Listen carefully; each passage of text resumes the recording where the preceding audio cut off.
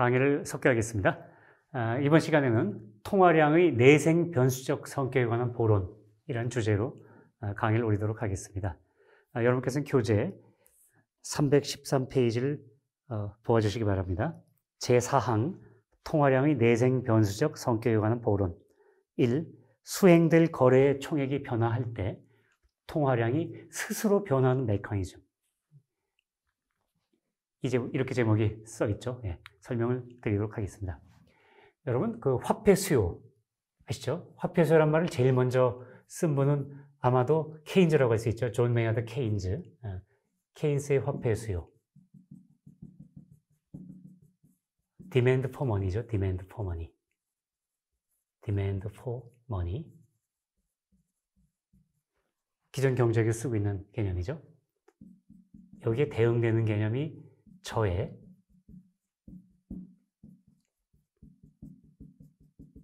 화폐 소요입니다. 소요. need for money.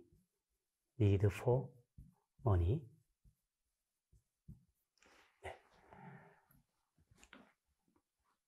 케인즈는 화폐 소요를 설명하면서 화폐 보유의 동기에 대해서 세 가지를 예시했습니다.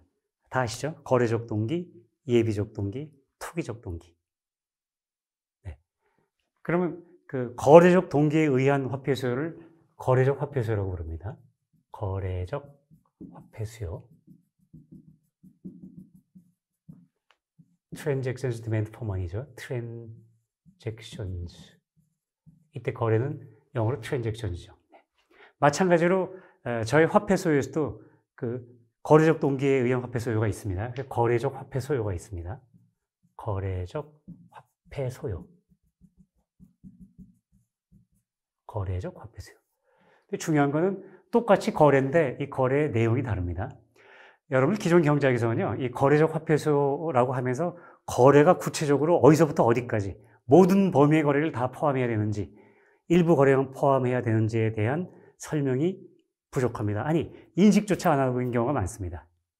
어쩌면 여러분도 그 케인스의 화폐 수요 이런 공부하시면서 그냥 막연히 그냥 거래적 동기에 의해서 그 내일 모레 그 수행될 거래에 쓰기 위해서 지금 보유하고 있고자 하는 화폐의 양 이런 식으로 생각을 했을 겁니다. 그죠? 맞죠? 예. 그렇게 교과서에 기술이 돼 있고요. 그런데 이 거래에는 여러 종류의 거래가 있죠. 예, 우선은 경상적 거래가 있습니다. 경상적 거래. 이거는 일상적 실용재 거래라고 할 수 있습니다. 일상적 실용재 거래.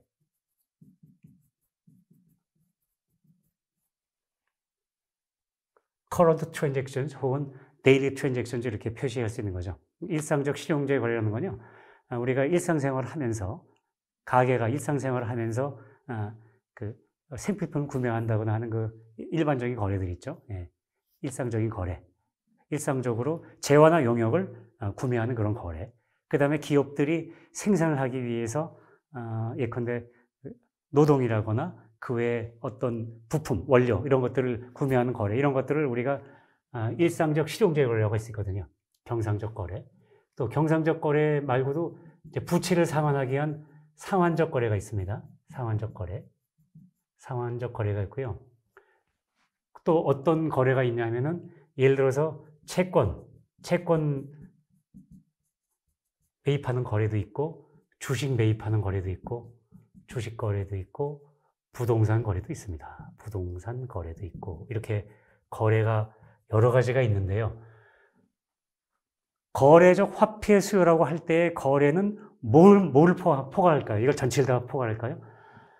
다른 게 제가 설명드리겠지만 전체를 다 포괄하게 되면은 토톨로지, 동어 반복에 처하게 돼가지고 이론이 성립하지 않습니다. 다른 게 설명드리도록 하겠습니다. 결론만 말씀드리면은 케인즈가 말하는 거래적 동기에는 케인즈의 거래적 화폐 수요가 논리적인 일관성, 논리 정합성을 가지기 위해서는 이 거래의 그 범위에 요만큼만 포함되어야 된다. 이만큼만 포함되어야 됩니다. 거래적 화폐 수요는. 그럼 예를 들어서 채권 거래는 거래에 포함되지 않습니다. 다시 말하면 내일 모레 채권을 매입하기 위해서 지금 보유하고자 하는 화폐양 이런 거는 거래적 화폐 수요가 아닌 겁니다. 예, 그렇습니다. 이런 것들은 주식 거래도 당연히 이 거래에 포함되지 않습니다. 부동산 거래도 이 거래에 포함되지 않습니다. 그러면 제가 거래적 화폐 소유라고 할 때 거래에는 뭐가 포함되냐면요. 포함되냐면 여러분 여기 책에 나와 있죠. 우선 경상적 거래 포함됩니다. 그리고 상환적 거래 포함됩니다. 그 다음에 유사 유동자산 거래도 포함됩니다. 그리고 비유동자산 거래도 포함됩니다. 예, 거래적 화폐 소유에서 말하는 그 거래 범위에 더 많은 게 포함되죠. 케인즈는 요만큼만 포함되지만 케인즈의 거래적 화폐 소유에는요. 그리고 이를테면 채권 거래는 케인즈의 거래적 화폐 소유의 거래 포함 안 되죠. 채권 거래는 안 됩니다. 마찬가지로 거래적 화폐 소유에서 여기 이 채권 거래는 이 안에 안 들어가 있죠. 채권은 유동자산 거래니까. 그러니까 이 채권 거래는 저의 거래에도 들어가지 않습니다. 그런데 주식 거래는 비유동자산 거래죠. 주식 거래나 부동산 거래 이런 것들은 여기에 포함이 됩니다. 그러니까 저의 거래적 화폐 소유에서의 거래는 이게 포함이 됩니다. 이렇게 거래적 동기에서 말하는 거래의 범위가 달라집니다. 정의도 달라집니다. 왜 그런지에 대해서는 제가 이번 시간에 설명드릴 수 없고 다른 기회에 설명드리도록 하고요. 이걸 정확하게 보시려면 제 책의 1편 2장의 그 뒷부분에 상세한 설명이 되어 있습니다. 복잡하지만 상세한 설명이 되어 있고요. 여기선 생략을 하도록 하겠습니다. 아무튼 저희는 지금 거래적 화폐 소유를 논하고 있으니까요. 책을 한번 봐주시기 바랍니다. 거래적 화폐 소유액에서의 거래는 경상적 거래, 상환적 거래, 유사 유동자산의 거래 및 비유동자산의 거래로 구성된다. 그러므로 우리는 여기서 다음과 같이 추론할 수 있다. 네. 다른 조건들이 동일하다고 할 때 이를테면 실질 국민 생산이 증가하거나 물가 수준이 상승하여 비예금 민간이 수행해야 할 재반 경상적 거래의 총액이 증가하면 화폐 소유액이 증가한다. 이 경상적 거래죠. 재반 경상적 거래의 총액이 증가하면 이 거래를 많이 해야 되겠군요. 말하자면 비예금 민간들이 이런 거래를 많이 하려고 그러고 해야 된다고 하는 그런 상황에서는 당연히 거래적 화폐 소유가 증가합니다. 또한 이를테면 주식시장이 활황 국면에 접어들거나 하여 활황 국면에 접어들거나 하여 비예금 민간이 수행하고자 하는 재반 주식거래의 총액이 증가해도 화폐 소유액이 증가합니다. 주식거래, 수행해야 할 혹은 하고자 하는 주식거래의 총액이 이게 증가해도 거래적 화폐 소유액이 증가합니다. 이게 증가해도 얘는 증가하는데 이건 증가하지 않습니다. 다릅니다. 기존 경제학자분들은 제가 무슨 말씀을 하는지에 대해서 아마 이해조차 못하실 겁니다. 제가 학교 다닐 때 이 부분을 가지고 몇 번 여러 교수님들하고 논쟁을 했지만 저의 문제 제기 자체를 이해 못하신 교수님들이 전부 다 있었습니다. 제가 서울대 경제학과실의 이야기입니다. 제가 여쭤본 교수님들 전부 다 제가 왜 이런 질문을 하는지에 대해서 이해조차 못하셨습니다. 그러나 여러분들은 금융경제학 원론 2장 1편 2장의 뒷부분에 보시게 되면은 왜 이걸 구분해야 되는지가 설명이 나와 있습니다. 여기서는 그냥 통화량의 내생변수적 성격에 관한 논의를 해야 되기 때문에 자세한 논의는 생략하고 이 아랫부분만 이렇게 여러분께 설명드리는 겁니다. 자, 그럼 이제 어떻게 되는지에 대해서 설명드리겠습니다. 이거 지워져야 되는데 안 지워지네요. 지워졌습니다. 네.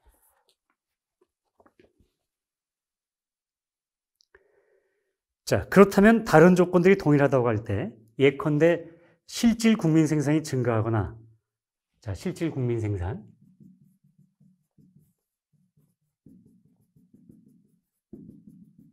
우리가 보통 이거 Y로 표시하는 실질 국민 생산이 증가하거나 혹은 물가 수준. 우리 보통 라시피를 쓰죠. 이게 그 상승하거나 오화죠. 오화. 또는 주식 거래가 활발해져요. 주식 거래 활발해진다. 하게 되면 거래적 화폐 소요가 증가해야 되겠죠. 증가합니다. 그렇게 되면 이건 어떤 의미냐면요. 사람들은 화폐를 더 많이 유동자산 총액 중에서 화폐에 해당한 부분, 현금이나 화폐성 예금, 요구불 예금을 더 많이 보유하고 싶어 하죠. 상대적으로. 그 얘기는 뭐죠? 어떻게 되냐면 현금 통화 비율. 이렇게 되게 되면 현금 통화 비율 C나 화폐성 예금 비율이죠.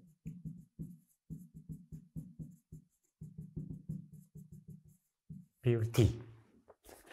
이것들이 각각 상승하게 됩니다. 물론 이것들이 상승하려면요. C 플러스 D 플러스 T 플러스 B는 1이기 때문에 이것들이 조금씩 상승한다면 당연히 T나 B 중에 뭐 하나 이상은 하락해야 되겠죠. 그죠? 예, 이렇게 해야 다 합치면 1이 되는 거니까. 자, 그러면 여기서 이제 이 말씀을 여러분께 드리고서 그럼 지금부터 논의의 편의를 기하기 위해서 이제 이렇게 가정해 봅시다.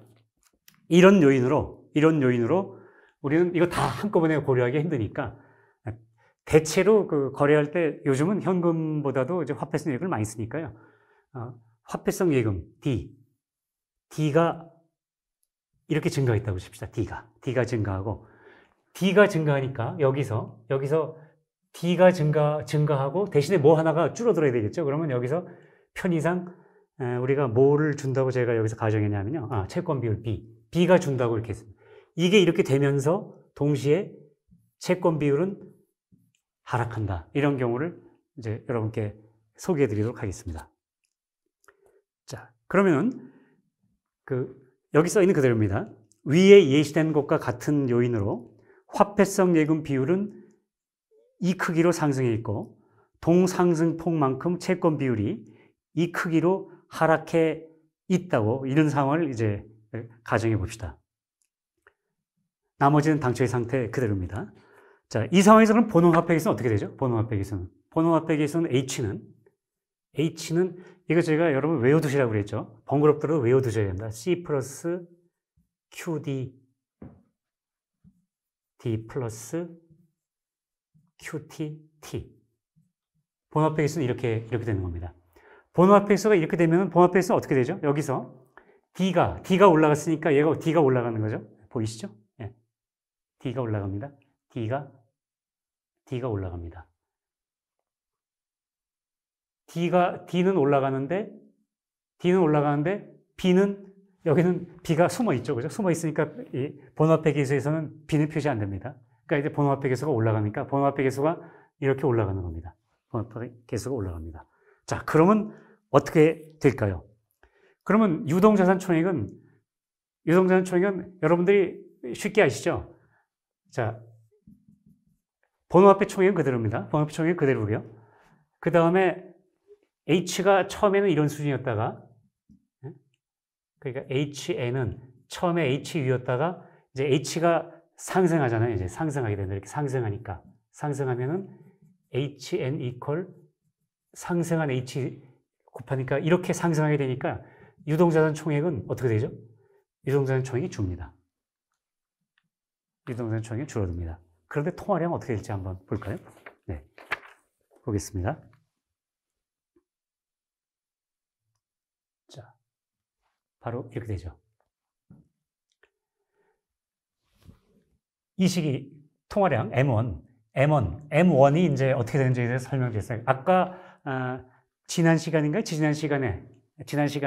여러분께 M1은 이 시기에 의해서 결정된다고 이렇게 제가 설명을 드렸죠. 그러면 여기서 당초하고 비교했을 때 D가 지금 올라갔잖아요. 실질 국민 생산이 증가하거나 물가 수준이 상승하거나 주식 거래가 활발해져 가지고 사람들은 유동자산 총액 중에서 화폐성 예금을 상대적으로 더 많이 보유하고 그 거래를 수행해야 되니까요. 수행될 거래의 총액이 증가했으니까 거래적 화폐 수요도 늘어나면서 이 D가 상승했습니다. 그러면 이 분모에서 이게 본화폐 계수 이 분모 부분에서 제가 상승했습니다. D가 상승했고요. 분자 부분에서도 D가 상승합니다. 그럼 여러분 보세요. 똑같이 D가 상승하는데 여기는 D 앞에 아무것도 안 붙어 있고 여기는 D 앞에 QD라고 예를 들어서 뭐 0.07 뭐 이런 정도가 붙어 있으니까 요게 증가하는 폭하고 요게 증가하는 폭하고 이쪽이 더 크죠. 이쪽이 큽니다. 분자 쪽이 더 커지는 거죠. 분모가 커지는 속도보다 분자가 커지는 속도가 커지니까 전체적으로는 이게 커지는 거죠. 커지면 어떻게 됩니까? 당초에 M1 제로에서 통화량이 M1 제로였다가 당초 수준 대비 새로운 수준에서는 통화량이 늘어납니다. 통화량이 스스로 증가하는 거죠.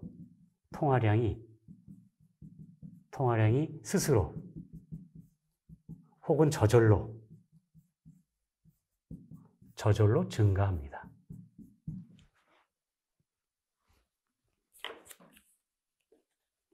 당초에 비해서 통화량이 증가합니다. 저절로 증가합니다.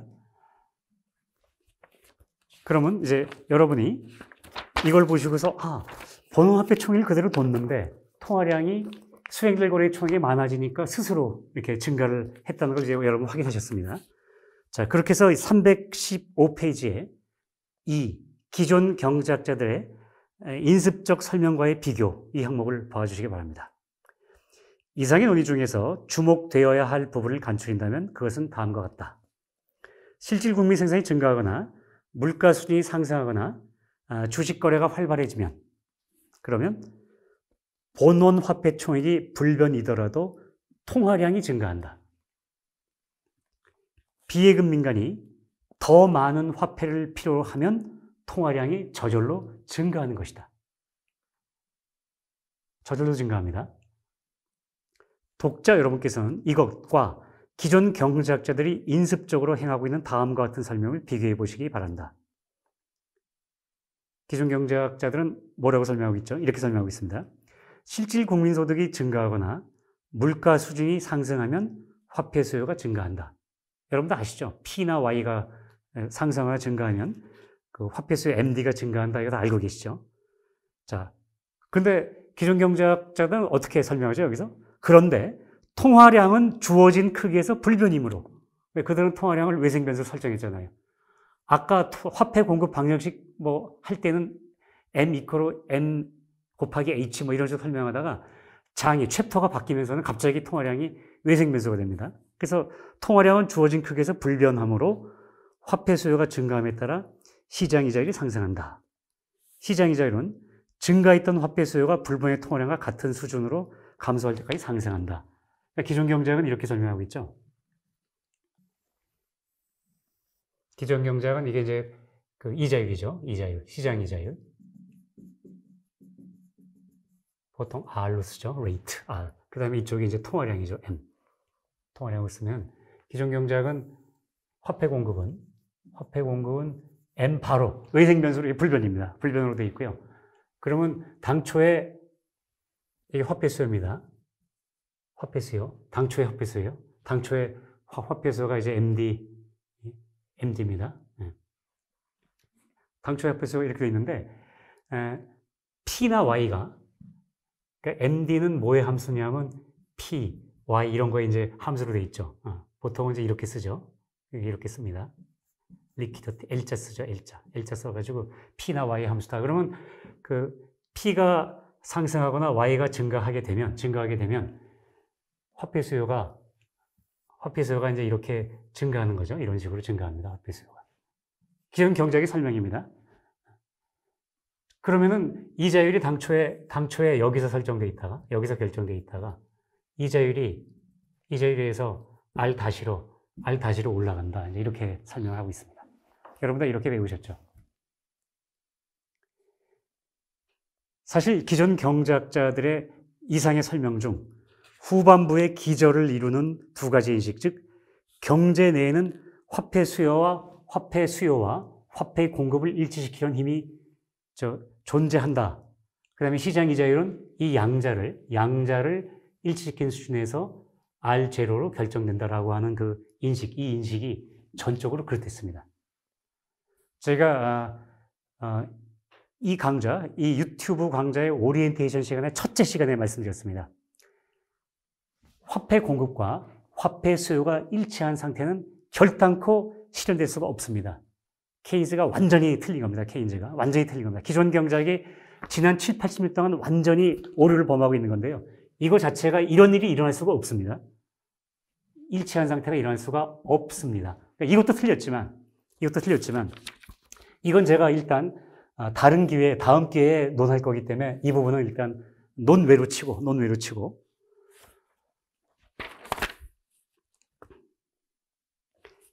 제가 이렇게 썼네요.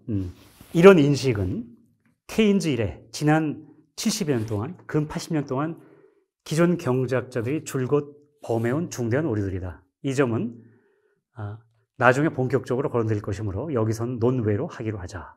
그렇다면 저의 설명과 기존 설명 사이의 다른 차이점은 무엇이겠는가? 핵심적인 차이점은 무엇이겠는가 하는 겁니다. 읽어드리겠습니다. 국민 경제는 일종의 유기체다. 오게닉 바디, 유기체다. 그리고 화폐는 인체에서의 혈액에 비유될 수 있다. 여러분, 화폐는 인체의 혈액하고 같다고 그렇게 느끼시죠? 화폐 경제에서는 화폐는 정말 혈액과 같은 존재입니다. 여기까지는 저나 기존 경제학자들이 견해가 일치합니다. 여기까지는 인식이 일치합니다. 차이가 나는 것은 다음부터다. 기존 경제학자는 뭐라고 인식하냐면요. 기존 경제학자는 우선 저자가 인식하는 건 이렇습니다. 국민 경제는 유기체로서 인체가 조혈 능력을 갖춘 것과 비슷하게 화폐가 더 많이 필요해지면 어느 정도까지는 자체 내에서 그것을 추가적으로 만들어낼 수 있다. 저는 경제를 유기체로 봅니다. 유기체. 영어로 말하면 organic body, 유기체로 봅니다. 유기체이기 때문에 우리가 혈액을 더 많이 필요하게 되면요. 조혈 능력이 있어. 조혈 능력에 의해서 조혈작용이죠. 조혈작용에 의해서 어느 정도까지는 몸 안에서 스스로 피를 많이 만들어냅니다. 그래서 이것과 비슷하게 국민 경제는 화폐가 더 많이 필요해지면 어느 정도까지는 자체 내에서 그것을 추가적으로 만들 수 있는 겁니다. 조금 전에 보셨죠? 여러분이 자체적으로 이렇게 이거 자체적으로 늘어나는 거거든요. 자체적으로 늘어납니다. 이건 저의 인식입니다. 반면에 기존 경제학은 어떻게 설명하고 있죠? 국민 경제는 유기체라고 설명하지만 그러나 조혈 능력은 없다. 조혈 능력은 없는 것이나 마찬가지다. 이렇게 인식하고 있습니다. 저하고 완전히 다르죠. 저는 국민 경제는 유기체로서 조혈 능력이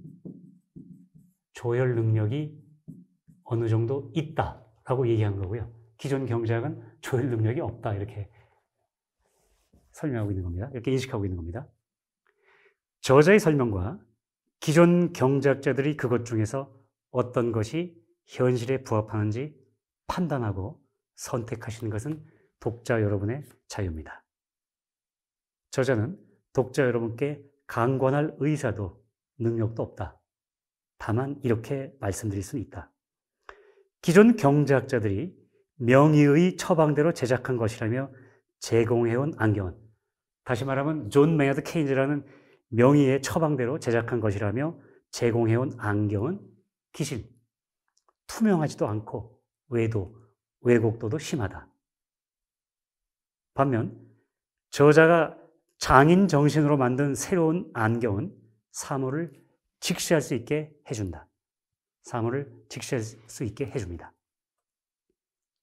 이런 안경이 나온 마당에 독자 여러분께서는 뿌옇고 굴절된 안경을 계속 쓰실 것인가? 제가 책에서 이렇게 말씀드렸습니다. 저의 주장들이 점점 외람된 부분이 많아지지만 제가 몇 차례 말씀드리지만 저는 그 방대한 규모의 막대한 규모의 막강한 세력에 기존 경제학의 필막 한규로 맞서서 고독한 투쟁, 외로운 투쟁을 전개하고 있습니다. 제가 조금 강한 표현을 쓰시더라도 저의 목소리가 기존 경제학에 빌려야 하기 때문에 제가 이렇게 강한 표현을 쓰는구나라고 여러분께서 이해해 주시기를 부탁을 드리겠습니다. 자, 여러분 또 다음 시간에 여러분을 뵙도록 하겠습니다. 자, 쉬십시오. 건강하시고요.